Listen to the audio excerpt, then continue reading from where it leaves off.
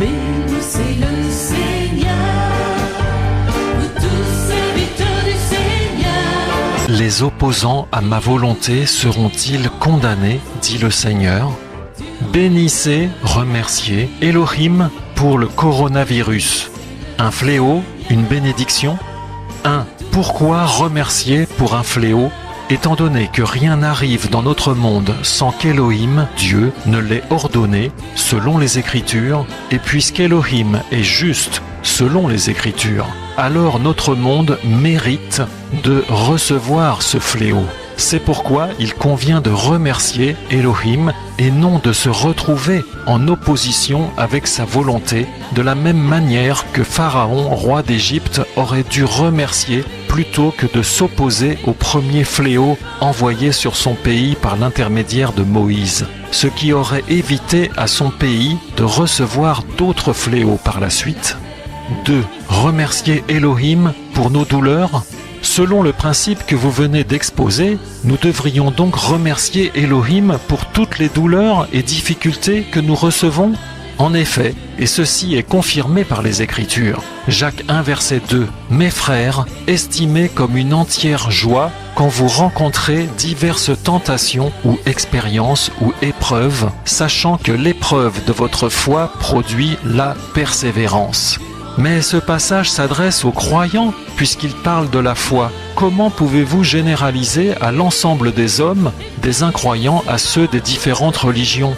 Réponse du Créateur. Ma parole est pour tous les hommes, car je parle à tous les hommes que j'ai créés. Ce n'est pas parce que certains ne veulent pas écouter ma parole qu'elle n'est pas pour eux également, car je suis un, et ma parole est un également. C'est pourquoi elle est valable pour tous les hommes que j'ai créés, quel que soit leur égarement ou leur soumission ou insoumission à moi. Écoutez la suite des versets qui parlent de cela. Jacques 1 verset 6. Celui qui doute, mot grec diakrino, séparer, juger, préférer, s'opposer ou être en désaccord, est semblable au flot de la mer, agité et poussé çà et là par le vent. Que cet humain en effet ne s'attende pas à recevoir quelque chose du Seigneur. Quel est donc le sens de nos douleurs, direz-vous? Comme pour Pharaon, roi d'Égypte, ce sont des appels du Créateur à se soumettre à lui et à se rappeler qu'il est tout-puissant, que tout vient de lui et qu'il convient de se soumettre à lui afin d'éviter sa colère, celle qui vient à cause de son jugement. 3. Pourquoi Elohim ne laisse-t-il pas tranquilles ceux qui ne font pas de religion? La réponse est dans votre question. Vous demandez pourquoi le propriétaire d'un lieu ne laisse-t-il pas des gens s'installer chez lui et vivre leur vie sans se soucier de lui, ni de son avis à lui, ni de sa propriété? Autrement dit, des squatteurs qui seraient chez lui et insoumis à sa volonté? Quel propriétaire, même de ce monde, laisserait-il faire cela? Or, ce monde m'appartient, dit le Seigneur. Je l'ai fondé de mes mains et je le maintiens chaque jour en état de fonctionnement. Quant à la religion ou les religions dont vous parlez, il ne s'agit pas de religion mais de vérité. Comprenez, il ne s'agit pas de choisir une religion mais d'être soumis à la vérité. Les hommes sont soumis à toutes ces religions car ils sont ignorants de la vérité, préfèrent l'ignorer. Il s'agit d'un jugement de ma part, mais j'ai promis dans ma parole de révéler la vérité, me révéler à tout homme qui acceptera de se soumettre véritablement à moi, à ma volonté. Celui-là ou celle-là sera libéré du joug de la religion selon ma parole et il en sera libéré parce qu'il sera devenu mon enfant selon ma parole. Il ne sera plus un étranger mais un fils. 4. Pourquoi Elohim envoie-t-il des fléaux plutôt que de se révéler directement?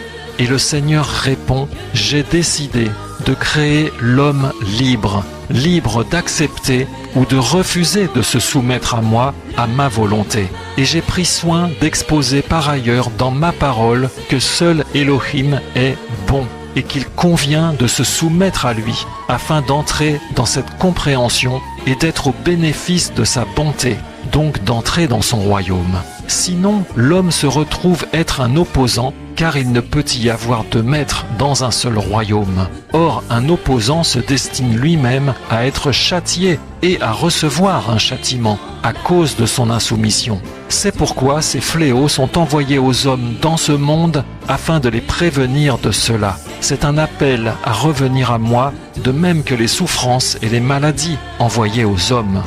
5. Si j'accepte de me soumettre à Elohim, serai-je libéré du coronavirus et de mes autres maladies? Et le Seigneur répond, laissez-moi diriger le monde et votre vie, et vous verrez bien ce qu'elle deviendra. Si je suis un bon père, ne ferai-je pas tout ce qui est dans l'intérêt de ton salut, du bien et de la vie, selon ma parole? Le texte de Jacques, lu plus haut, parlait de la foi, c'est-à-dire de la confiance en moi. Or, la foi est donnée par moi, et c'est moi qui la fais grandir dans le cœur de chacun. C'est pourquoi il convient de se soumettre à moi afin de recevoir cela. Sinon, tu resteras dans le doute, l'opposition, la religion, la rébellion, la mort spirituelle, selon cette même parole. Le Tout-Puissant dirige, domine et ordonne tout, et tout travaille pour lui, pour le bien. Nous recevons d'Elohim, Dieu, ce qui est bon, et nous n'en recevrions pas aussi ce qui est mauvais? Sonne-t-on du chauffard dans une ville sans que le peuple ait peur? Arrive-t-il un mal dans une ville sans que Yahweh ne l'ait ordonné? Yahweh a donné et Yahweh a enlevé. Que le nom de Yahweh soit béni. Car je sais que les pensées que j'ai pour vous, dit Yahweh, sont des pensées de paix et non pas d'adversité, pour vous donner une fin telle que vous espérez. Prenez garde de ne pas refuser celui qui parle, car ils ne se sont pas échappés ceux qui refusèrent sur terre celui qui avertissait. Combien plus nous-mêmes si nous nous détournons de celui des cieux, car notre Elohim est aussi le feu dévorant. Job 2, 10, 1, 21, Amos 3, verset 6, Jérémie 29, verset 11 et Hébreux 12, 25 et 29. Un dernier mot. La maison d'Elohim, ma maison, dit le Seigneur, se trouve au ciel, selon ma parole. Alors n'allez pas me chercher dans les églises des hommes sur la terre, car je n'y suis pas. Cherchez-moi en esprit, parlez-moi dans votre cœur, et je vous répondrai selon ma parole. Le salut n'est pas géré par les hommes, mais par moi seul. Je suis ton Père, je suis là et je t'écoute. Amen. Message en téléchargement sur uneparolepourlétranger.net. Les opposants à ma volonté seront-ils condamnés, dit le Seigneur? Bénissez, remerciez Elohim pour le coronavirus, un fléau, une bénédiction, Puisqu'Elohim est juste, alors notre monde mérite de recevoir ce fléau, C'est pourquoi il convient de remercier Elohim et non de se retrouver en opposition avec sa volonté.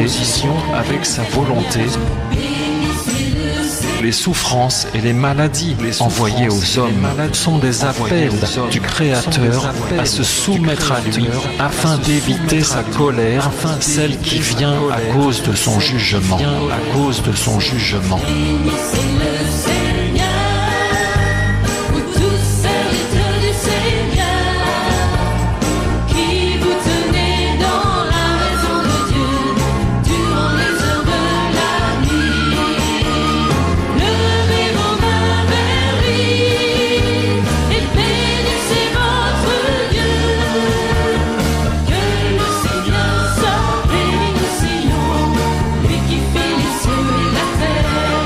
J'ai décidé de créer l'homme libre d'accepter ou de refuser de se soumettre à moi, à ma volonté.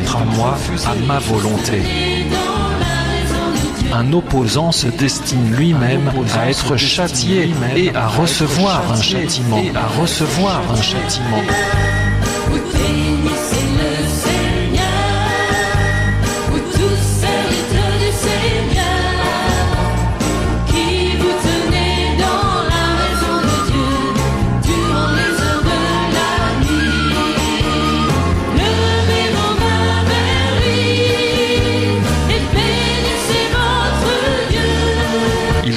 convient de se soumettre à moi afin de recevoir la foi, la confiance en moi.